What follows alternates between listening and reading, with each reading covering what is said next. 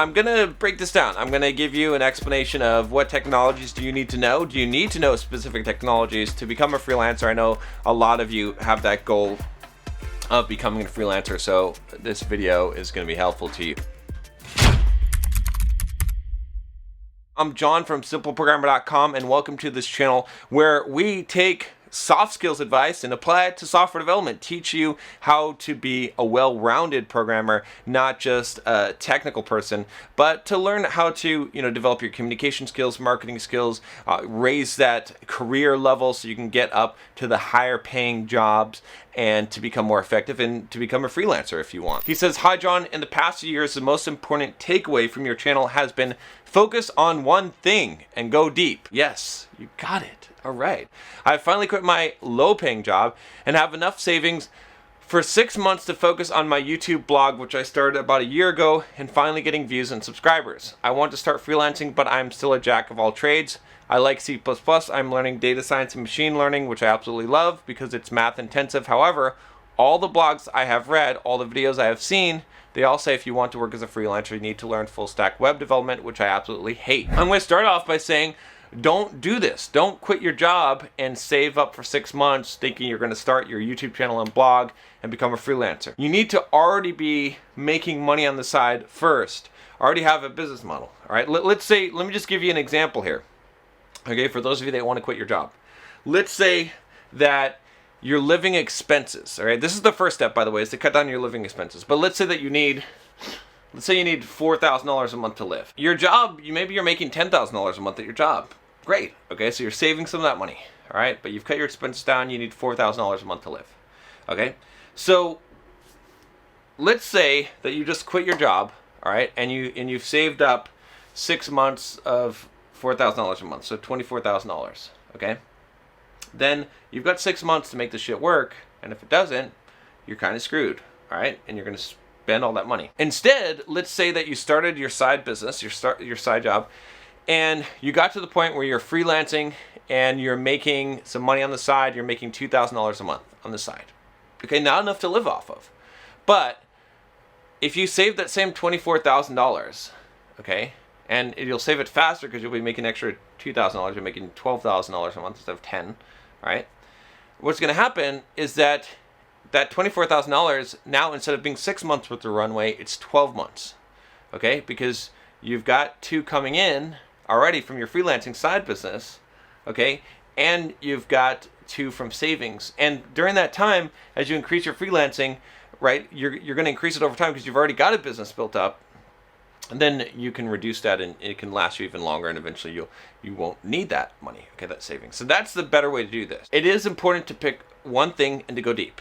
Now, it doesn't actually matter what technology you pick for freelancing if you do it the right way. Now, if you look on Upwork and you look on freelancing.com or any of those sites, all right, your best bet for getting freelancing work on there is probably to pick the technology that's most used on there. Probably going to be Python, right? It's probably going to be something along those lines. Now, that's not what I would suggest doing, though. Instead, what I would suggest doing is picking a specialty, picking something that you can be number one best in the world at. This is what I tell all my coaching clients all the time is, okay, I don't want you to specialize in AngularJS. I want you to specialize in some framework inside of AngularJS or some component of it or some way of applying it or some kind of stack, some way that's going to make it so that you're the best, that you're specifically the best at this thing. Then I want you to create a blog or YouTube channel, all right, and promote it, or podcast, and get out there and market yourself. If you want to know more about marketing yourself, I've got a whole course on this on Simple Programmer. Just go to Simple Programmer and you can check it out. The idea here is that you need to build up a platform, build up a brand. Just like this brand, like Simple Programmer, okay? How many emails do I get? How many solicitations when I was doing development work did I get for jobs, all right? How many people were emailing me saying, I'll pay you $300 an hour to help me with my test automation framework or whatever, when I was specializing in that. When you have a platform and you have a brand, you're going to have people coming to you. You're going to be able to charge a lot more money, all right? And it won't matter if your technology is the most popular one because it'll be specific. When someone's looking for someone, if someone's like, okay, I need someone who understands the internals of DirectX. I need a DirectX developer. When they search and they find that you're an expert in it, okay, then they're going to hire you specifically. So it doesn't matter if there's not DirectX jobs on Upwork. Does that make sense? Do you understand what I'm saying here? They're looking for you specifically. They're going to hire, they're going to pay you a lot more money. The leads are coming to you. So you could do C and C++ if you want.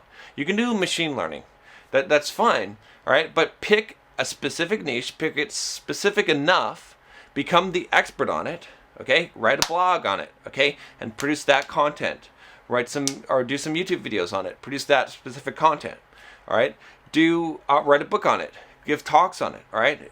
Do podcast episodes or do a whole podcast, create a podcast on that so that you are the expert, all right? It's going to take some time to do this, maybe a couple of years to build this up. But once you do that, you're going to have a freelancing business where people are going to come to you. Now, you can do it the other way. You can search on Upwork. You can compete with everyone from India and third world countries, okay, that are charging like $10 an hour to do work that you would be charging like $75 an hour, okay? You can do that. You can say, well, I've got better communication skills, so I can charge them $75 an hour and get these jobs over the $10 an hour guys. Fine, try it, all right? You can do that if you want, but if you do that, you better pick the technology that's most used there, or you're limited by that. If you do what I'm saying, it doesn't matter what technology you choose, okay? You're an expert in something. There's a wide world out there, okay? People will find you because of your expertise if you market yourself properly. If you've been a freelancer, you have an experience, share your story. Tell us how you're doing. How's it working out? What's your specialty? And I will talk to you next time. Take care.